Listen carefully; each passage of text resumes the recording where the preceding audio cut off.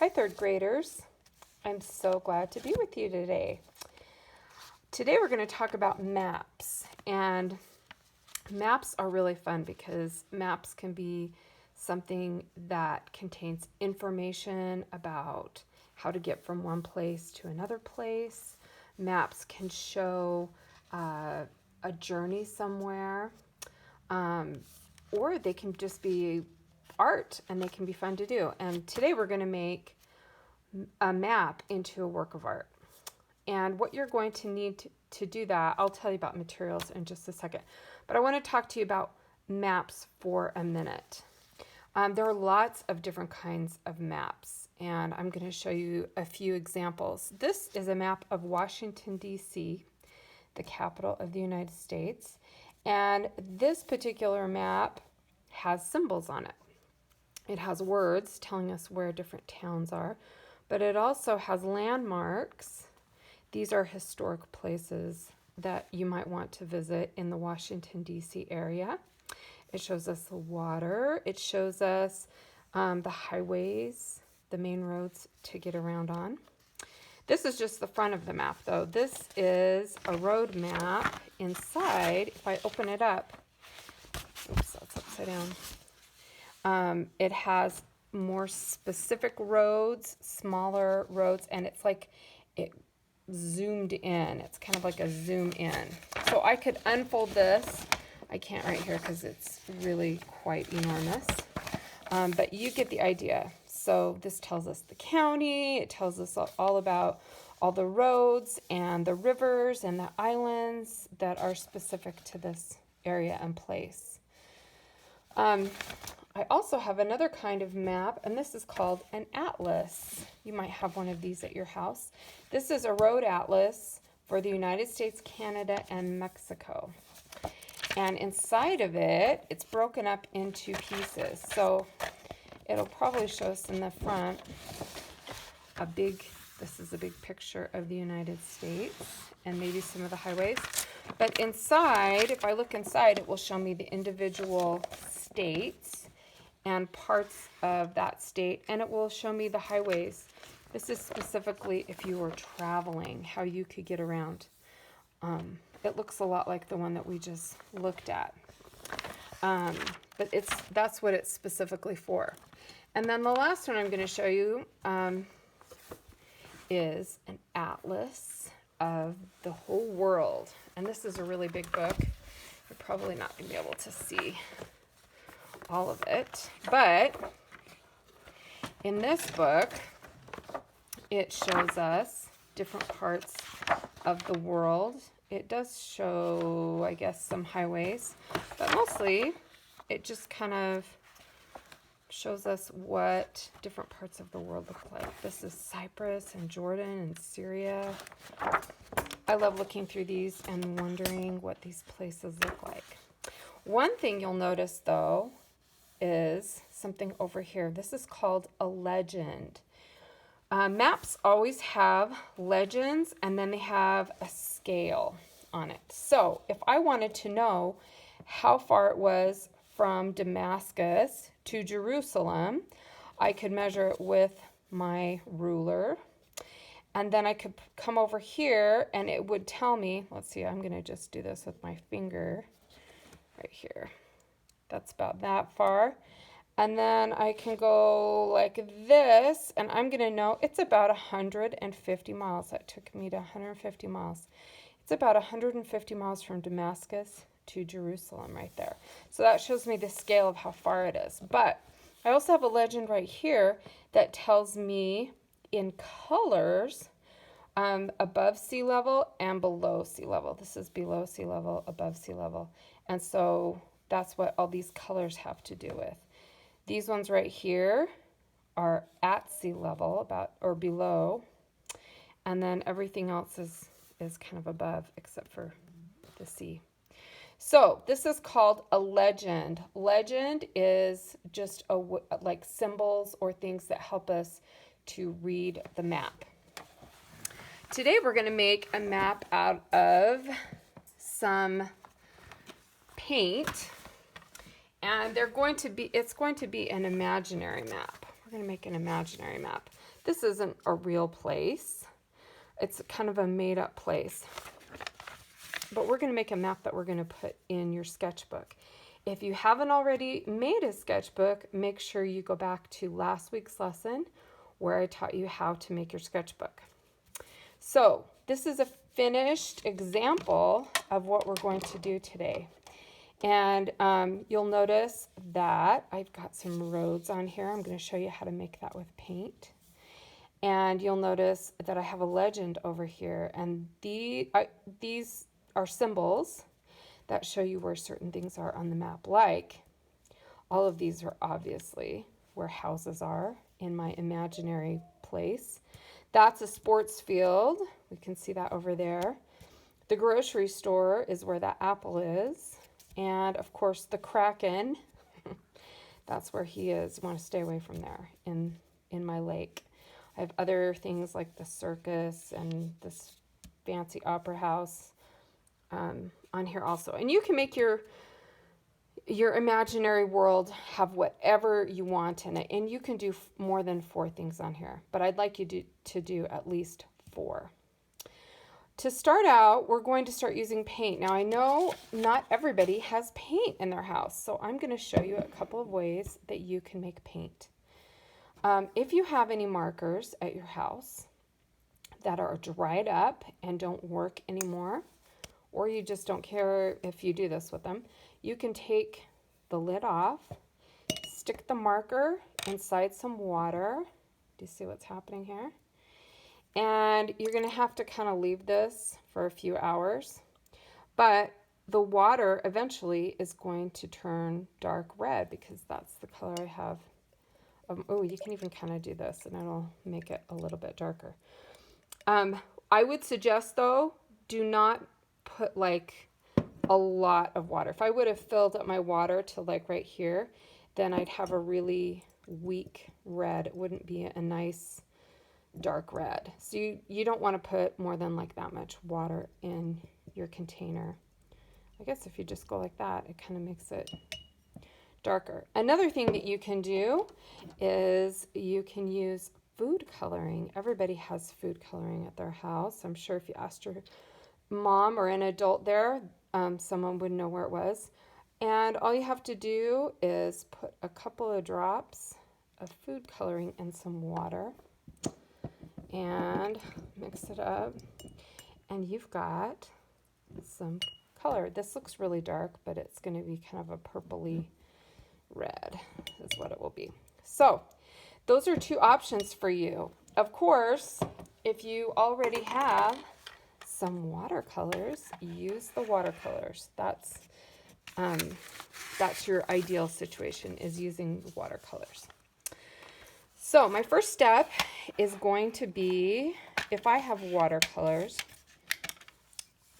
you're going to need a brush too. If I'm using watercolors, I'm going to want to get whatever color I use, and you can use any color that you would like. Let's say I want to use green, and I get lots of water in my green, like lots and lots of water in my green. So it's super, super watery, okay?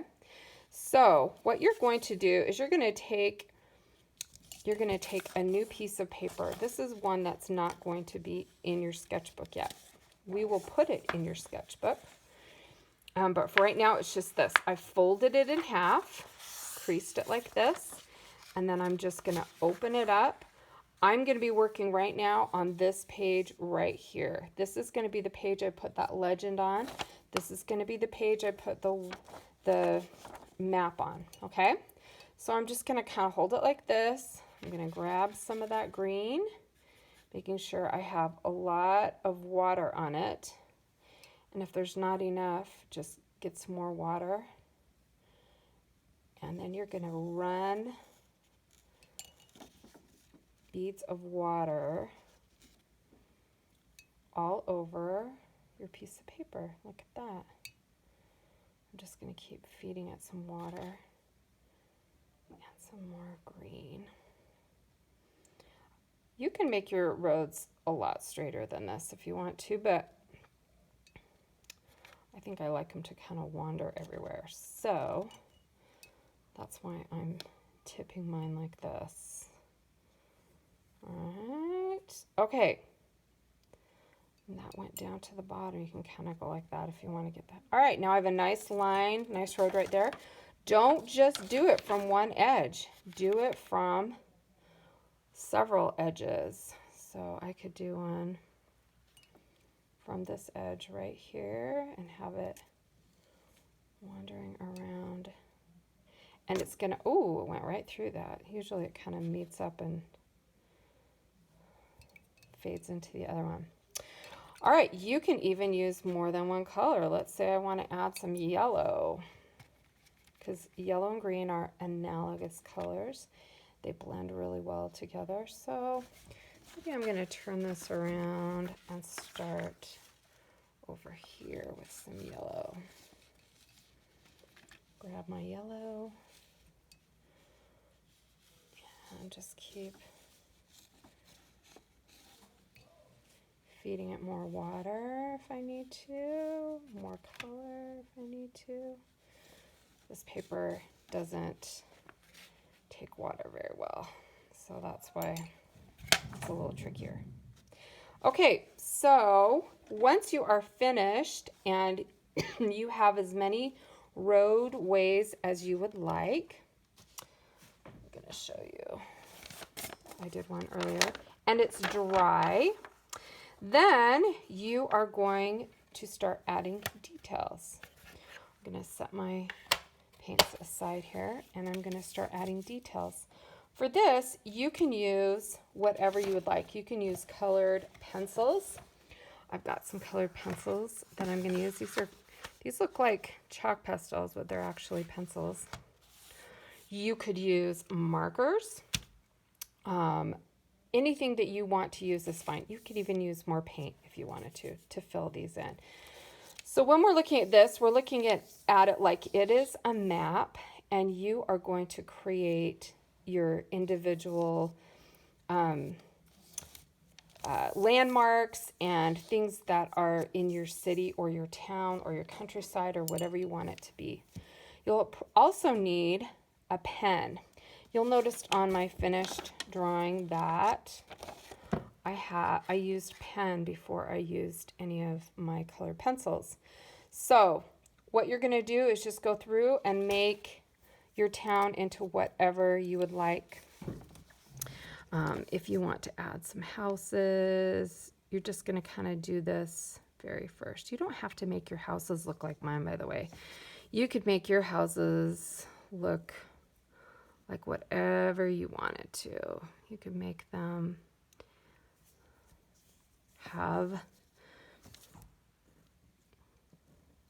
remember how we talked about Hundertwasser and we talked about his onion ring, or not onion ring, his onion domes? You could have something like that. Or you could make some kind of crazy looking apartment building like Hundertwasser had, if you would like. You can make whatever you want. You could have the circus in your town like I did. Remember how I had my circus? You could have your circus. You could have lots more water in your town. I had the Kraken in mine. I had a few areas where I have some water. You don't have to have that, but you could have sea monsters or whatever you want, or people fishing. You could have city buildings, whatever it is that you want to do in your city, you just make it your own. When you are finished drawing with your pen, and it can be any pen that you want to use, then you're going to take your colored pencils, and this is when you're going to add color. And let's say this part of it is water. So I'm just going to take my colored pencil or my marker or whatever it is that I'm choosing to use to add color. And you're just going to take that and you're just going to color in the white spaces. So whatever space doesn't have any roads on it or whatever, that's what you're going to do. And then you're going to choose colors to go around your landmarks and things that you decide to draw in here. So you're going to decide on at least 4 things, 4 different symbols. And on this side, you're going to draw a box. You can use a ruler if you want to. You're going to draw a box. You can even do it with a pencil first if you want to. And above it, you are going to write the word legend. That is what we call symbols for our map. So if somebody's looking over here, they know what that symbol means. This might be a temple, so I might put that right here and say that is where the temple is, that they worship onions. Or whatever. You're going to put the symbols in there like I have in here so that when people look at it, they're going to know what is where. Okay? Then when you are finished, I hope that you guys will upload your artwork, and that like on Instagram or Facebook, if you'll upload it and tag it with the hashtag aviators art, then I will get to look at it. But if you don't do that, you can still just put it in your sketchbook. And this is how you're going to do that. After you've made your sketchbook, you're going to take your finished product and you're going to cut it a little bit on the bottom, just like you did before. A little bit on the top. This actually should be folded this way.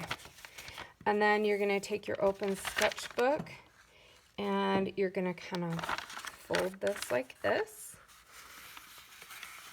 Put it underneath. You're not going to crease it or anything. You're just going to put it underneath. You're going to open it up. And voila, you have added a page to your sketchbook.